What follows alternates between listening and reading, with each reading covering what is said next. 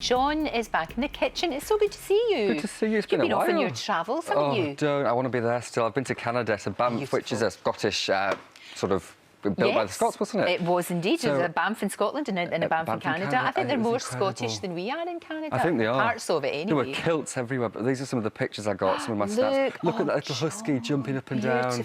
I think he was very excited. They'd run all day, Lorraine. those animals. They're amazing. They're amazing. Thousands of miles. They're incredible.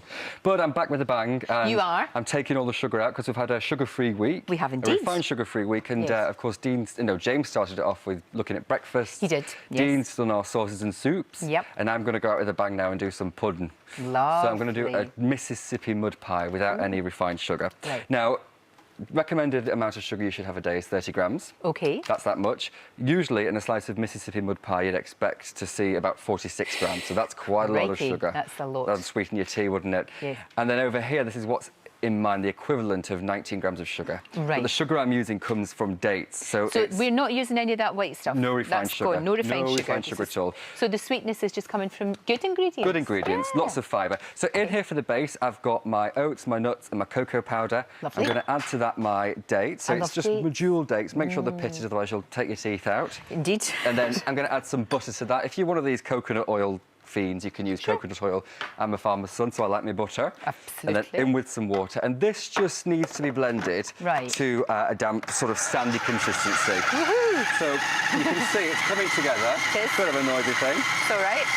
But you do need a processor for this. Yeah, otherwise you would. I think you'd have to use a very sharp knife. And it would take you forever and a day. day. It'd take you a few weeks. It would take you forever. Burn off all those calories. So just tip the base out into there. So it's not too dissimilar, really, to like a cheesecake base. That sort of consistency. And I'm going to try and battle with this and pop that back on there.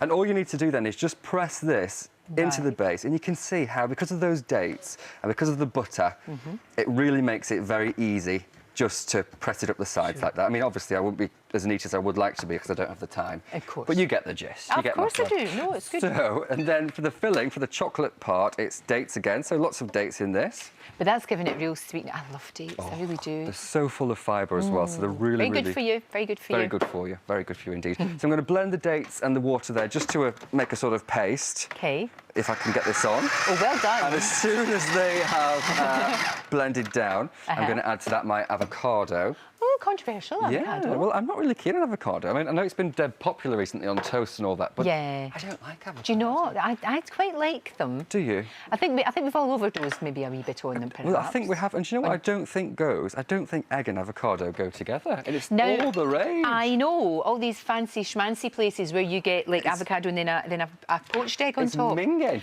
isn't it? Really minging. Really gross. It's minging, you're right. So, you blend all these ingredients together. OK. And then, as soon as that comes together to a fairly smooth paste, which this almost is. I mean, I'd give it a bit longer, but again, this is pretend, it's television.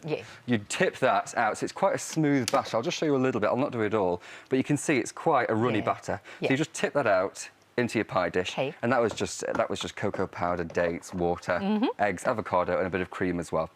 So there's plenty of good stuff in there. Lovely. And then you bake that off for about 25 minutes in the oven. So it's a baked pie, and then I'm going to top that with some whipped cream. So to the whipped cream, I'm going to add a little bit of maple syrup, again, which is a natural sugar. It's not a refined sugar. No.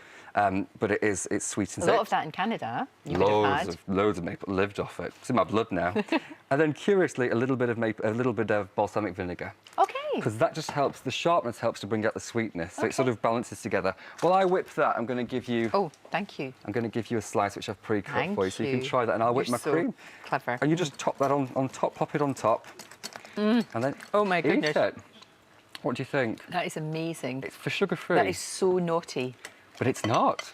But it feels like it is. It's not. I know, but that's what's really good about it. It feels really, really, really, really naughty. It's naughty, but it's actually very, very nice, isn't it? Oh. You wouldn't think it was sugar-free, would you? Not in a million years. That is absolutely gorgeous. Thank you. Don't let anybody have that because it's mine. I'll guard it with my life.